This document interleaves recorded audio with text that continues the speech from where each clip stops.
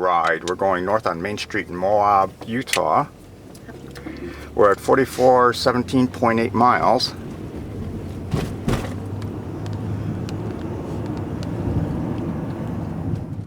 Moab is a well-known tourist hub in Utah, a gateway of sorts to the great Colorado river parks, and home to some of the most classic movies and western settings in American culture. It's the obvious base camp if you're in the area, with two almost neighboring national parks of Arches and Canyonlands, Dead Horse State Park, and neighboring outdoor adventurers.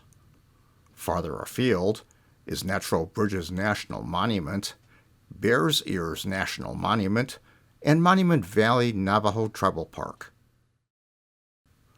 US-191 is the main route from I-70 into Moab. Yeah, it's scenic, but it's a sanitary route in. You get the Red Rock Cliffs all the way into Moab, but it's a modern up-to-code U.S. highway.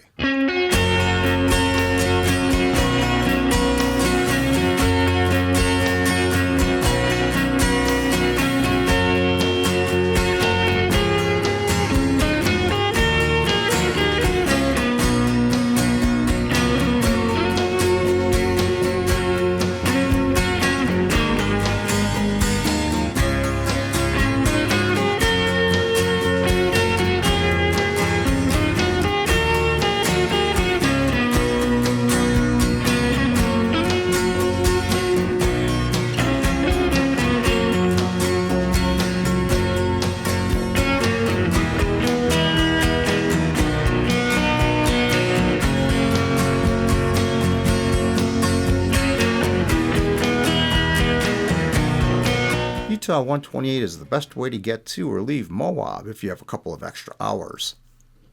The beauty of the road is it follows the Colorado River and the canyon it's carved.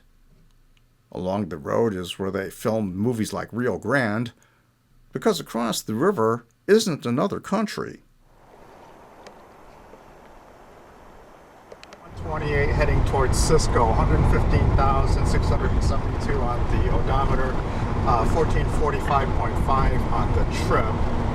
We're heading toward Utah-128 and Cisco on our way to Moab. There's a two-lane road? It's a two-lane road. With no lines down the middle? You get off of I-70 onto a road, sometimes known as Business US-6, sometimes Business I-70. But it drives right past Cisco, an old uranium mining town. Now, to be fair, the official population is 4, though it might be 1.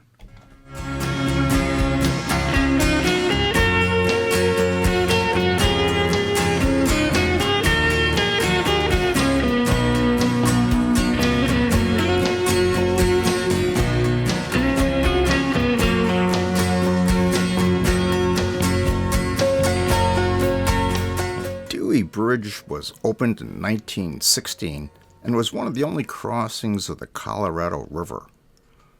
Even today, there are only 4 automotive bridges that cross the Colorado River in Utah. It had a questionable weight limit of 9,000 pounds, and a modern bridge was built to replace it in 1988. The bridge continued to deteriorate and was completely rebuilt in 2000, only to burn down in 2008.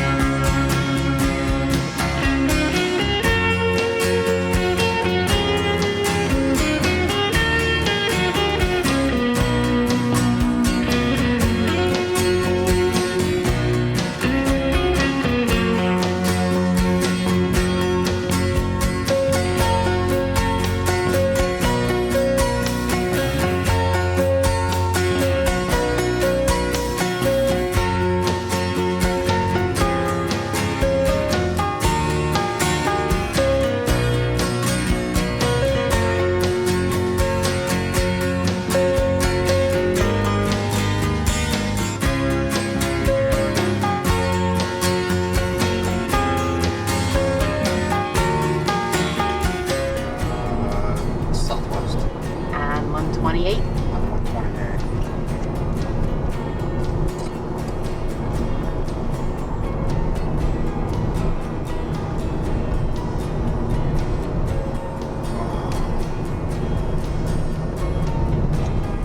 Yikes. He pulls off.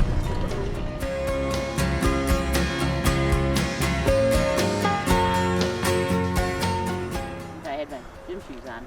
Well, not too bad of a path down to the bottom.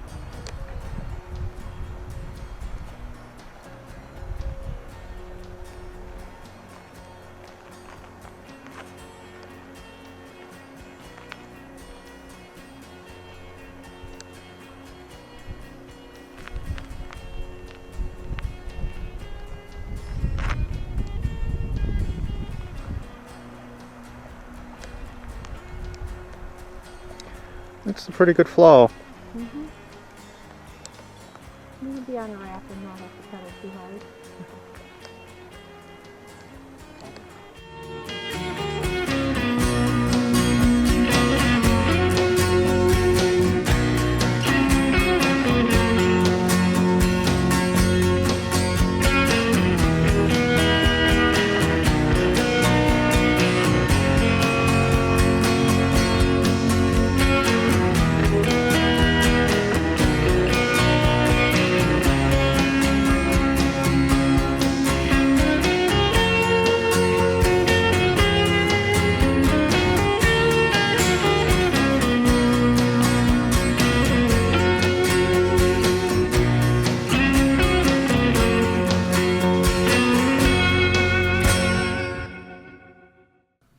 Here's some video I took in 2005, but it was a certifiable, miserable gray day. If you don't want to see it, you can skip to the next chapter.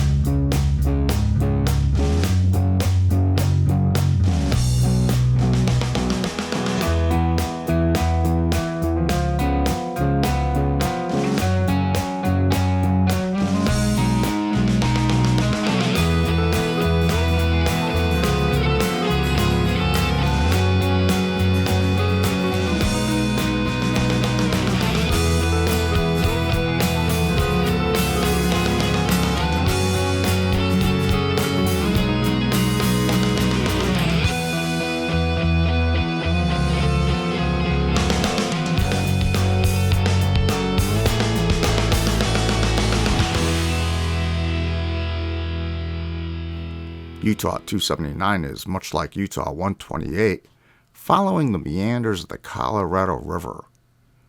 I only have pictures I took in 1997, but we did, by default, follow much of it during our 2005 Colorado boat tour. If you look over here on this other side of the river, can you see those two telephone poles side by side up there, just above the trees there? If you kind of look in between them, or more towards the left pole there, you can actually see black on the rock. It almost looks like an asphalt road over there. You can actually follow that trail all the way up that shelf over there. That's a four-wheel drive trail. And that's not asphalt, that's rubber from the Jeep tires going up that trail. And after we have a heavy rainstorm, if we ever get some rain, it just washes right off of there. And we did have some good rain last, was it 2 weeks ago or a week ago or something like that? And we had some good rain, but I think it was like a 1/4 inch. It was a lot. Yeah, we just about got drowned here, you know, so. Yeah. You guys all been out to Arches?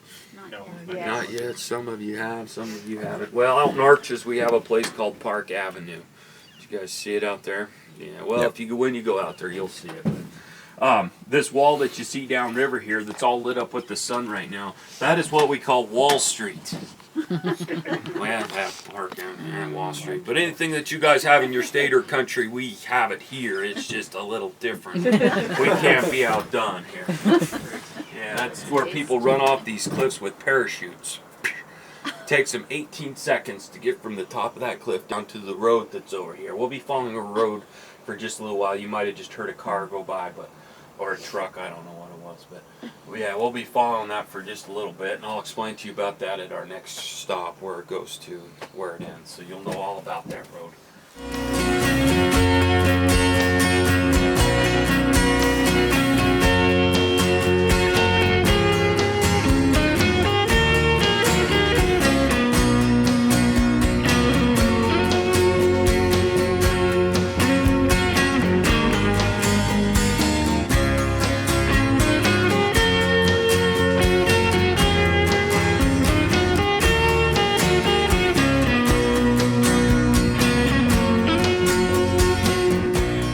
Look right up here, you'll see jug handle arch coming off of the edge. Oh, yeah. I guess you guys can figure out why they call it jug handle arch. I don't need to explain that to you, but there's a lot of people that rock climb up over the face of that. There is some people that actually get inside of that and they put their hands on one side and their feet on the other and walk up as far as they can. Yeah, that's another sport that I like to watch. So Moab itself isn't the attraction. It's an excellent base camp, though. Good food, several hotels, grocery stores, and shops of all kinds catering to the tourists. I've also had my oil changed there, all 3 times I was there. It just worked out that way. And like most of southern Utah, it's a movie backdrop. They used to say about the river, all the cowboys and the stuntmen, they used to say that it was too thin to plow and too thick to drink. And it was. On the way in, we had to go through a little narrow gap in the mountains. And up the side, not very high, you could reach it, there was a wonderful spring that came out of the rocks. And every day going in and coming home, we all stopped to fill our jugs full of that water. The whole company would say that we were charging our batteries. You look right up here on top of this cliff where it's flat. If you follow that out to the left where it drops off that point right there, that little point is what we call Thelma and Louise Point. That's where they shot 2 1966 Ford Thunderbird convertible cars off the top of that cliff right there to make the ending scene of the movie Thelma and Louise. A lot of people thought that that movie was filmed in Arizona. 75% of that movie was filmed in the Moab area. The one reason why is because when the girls almost slide off that cliff right there before they drive off of it, one of the girls looks at the other one and says, "This must be the Grand Canyon." Well, that's the PG version of how she words it, but it's close to that. Okay? But then the helicopter comes up over the edge at them. They back up. They decide the helicopter goes over the top of them, dusts them out. They back up. They're surrounded by police, so they decide that it's over, and they hug and kiss and hold hands, and then they drive off that cliff. Well, in the movie, all you get to see is that car comes off the edge, and that's where the movie ends. But they actually did film those cars all the way down, but you don't get to see that. Yeah, a lot of people in Moab were very disappointed because they went clear through that whole chick flick, through the movie theater, to see that ending scene, and the car comes off the edge. Everybody went home disappointed. We've had lots of movies and a lot of commercials and stuff are filmed out here. If you want to see some of that footage of stuff that were filmed out here, if you want to see some of the props, there's a little John Wayne museum upstream, up at Rick Lodge. It's the lodge before your guys' lodge as you're going upstream. It's up there 14 miles. It's a free little movie museum, and you guys can all go up there and look through it. But up there, that's where there's one of the Thelma and Louise dolls that came off the cliff that's up there. This company actually pulled it out of the river when they helped get the wreckage out of the river. We had them both sitting on our dock for several years until one of them got stolen. So then we donated the other girl to the John Wayne Museum, so that's why she's up there and the other one isn't. But she looks a little weathered. Yeah, she does. And I think if you're, it's been a while, but I think her lips are gone. Yeah. Because she was coming off the cliff. Yeah. But anyways, we've had lots of John Wayne's filmed up there, like Rio Grande, Rio Conchos, Fort Apache, San Cochise, Tie Yellow Ribbon, Wagon Master, Comancheros. Some of the other ones were filmed up there too, but those are the more common ones. Yeah.